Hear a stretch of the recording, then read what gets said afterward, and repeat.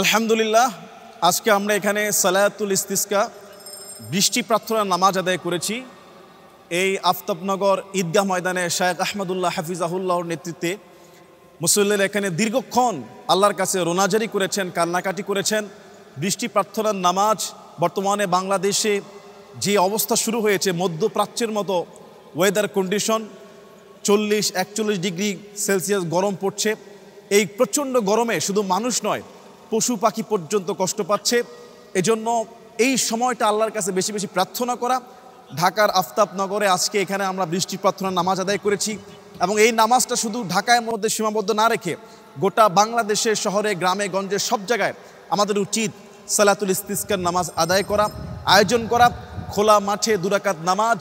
রাসূল করিম সাল্লাল্লাহু আলাইহি সাল্লাম যখন অনাবৃষ্টি দেখা দিত, তিনি একেবারে কাকুতি মিনতি করে একেবারে তিনি আল্লাহর কাছে এসে 2 রাকাত নামাজ আদায় করতেন। সাহাবা ইকরামদেরকে নিয়ে তিনি খুতবা দিতেন, আল্লাহর কাছে দোয়া করতেন, গায়ের চাদরকে উল্টিয়ে দিতেন, 2 হাত উল্টা করে আল্লাহর কাছে এমনভাবে তিনি দোয়া করতেন। নবী করিম সাল্লাল্লাহু আলাইহি সাল্লামের 2 হাত মোবারক এমনভাবে আল্লাহর কাছে তুলতেন যে নবী করিম সাল্লাল্লাহু আলাইহি সাল্লামের বগল মোবারকের শুভ্রতা প্রকাশ পেয়ে যেত।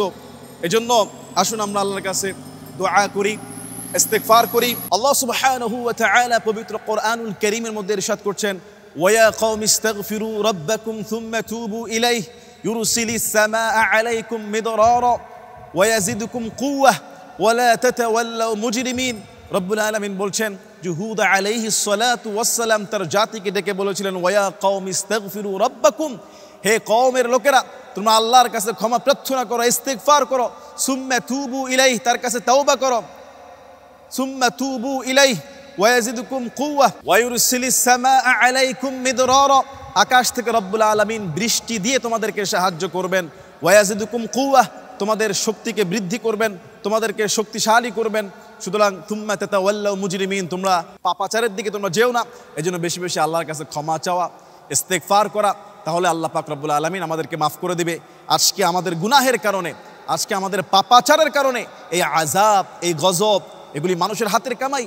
ওয়াহারাল ফাসাদু ফিল বাররি ওয়াল বাহরি বিমা কাসাবাত আইদিন নাস লিউযিকাহুম বা'দাল্লাযী আমিলু লাআল্লাহুম ইয়ারজিউন। জলে স্থলে যত বিপর্যয় দেখা যায়, এগুলি সব মানুষের হাতের কামাই। আজকে আমরা এখানে নামাজ পড়েছি আলহামদুলিল্লাহ।